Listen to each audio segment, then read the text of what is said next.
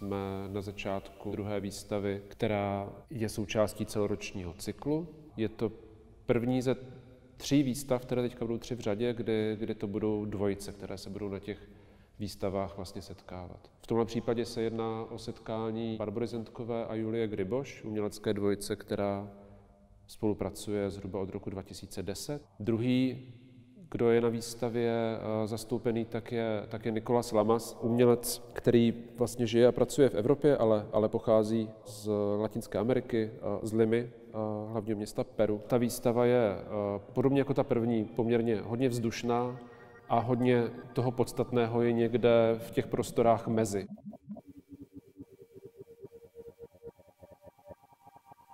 In-betweenness, někde bytí mezi, nějaký meziprostor, že je to, v čem se vlastně práce Nicolase Lamase i Barbory a Julie setkávají. To znamená, je to nějaká silná prezence artefaktů, které jsou jako vizuálně působivé a silné. To setkávání, které se odhrává mezi těmi 2 póly výstavy, mezi autorskou dvojicí a umělcem, tak se odehrává v nějakém jako jiném měřítku právě na úrovni potom těch jednotlivých artefaktů.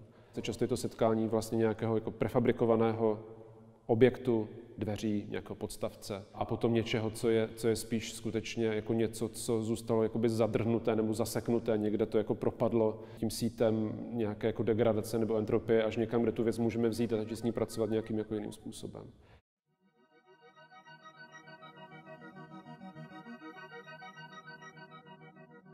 My methodology of work is basically to collect objects from different sources, basically from nature or belong to culture somehow.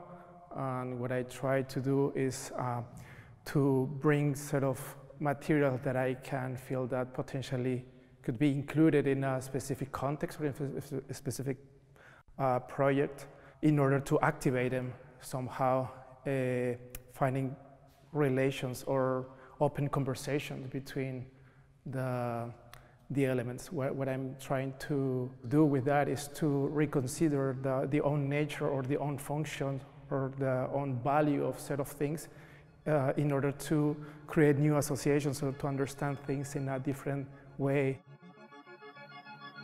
I decided to be more focused in the idea of body, space, and objects, and how these 3 things, these aspects, can create new meanings or different kind of associations without a specific answers. The fact that I'm presenting some works in relation with the works from Julie and Barbora pushed me to adapt myself or my ideas or my pieces to a context that was not totally,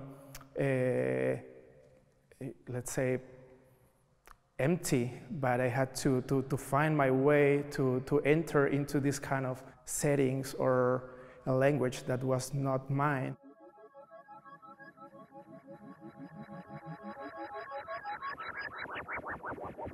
I really like this kind of association with something that is natural and belongs to a long process of time, but in this case it's like an industrial form, something very synthetic. This layer of clay that you see here is the weight of my body that is laying, as a extra layer on it.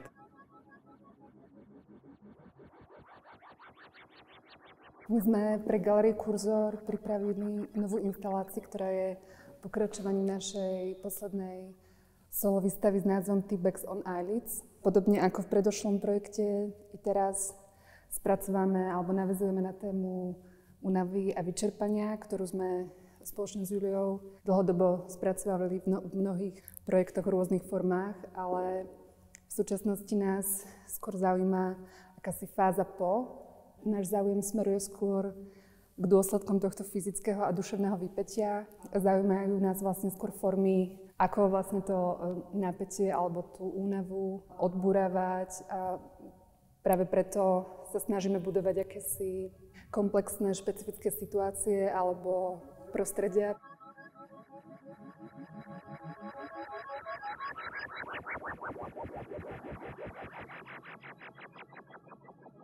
Objekty slúžia ako také, povedzme, dočasné odpočinkové zóny. Všetky priadze alebo textílie sme farbili zmesi bylinkových čajov a tie sme práve zámerne volili kvôli ich upokojujúcim alebo nejakým harmonizujúcim účinkom na ľudský organizmus.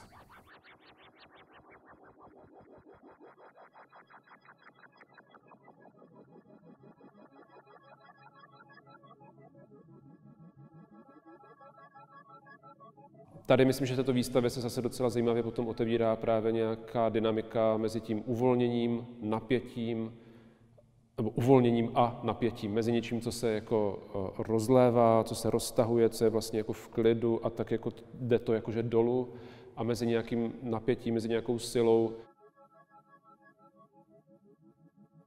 Je potřeba na té výstavě, aby asi fungovala tak, jak má ideálně, si začít trochu uvědomovat sám sebe jako další nějaký objekt, jako další nějakou věc, která se nachází mezi těmi ostatními věcmi, uvědomit si to, jakým způsobem nějak jako náš smyslový aparát, kterým se vztahujeme k těm věcem, a možná opisuje nějaké trajektorie, jak nám klouže pohled, jakým způsobem se posouváme v té místnosti, že do nějaké míry se jako vztahuje k těm objektům a vykonává nějaké úkony, které jsou jako předem dané tím jejich tvarem.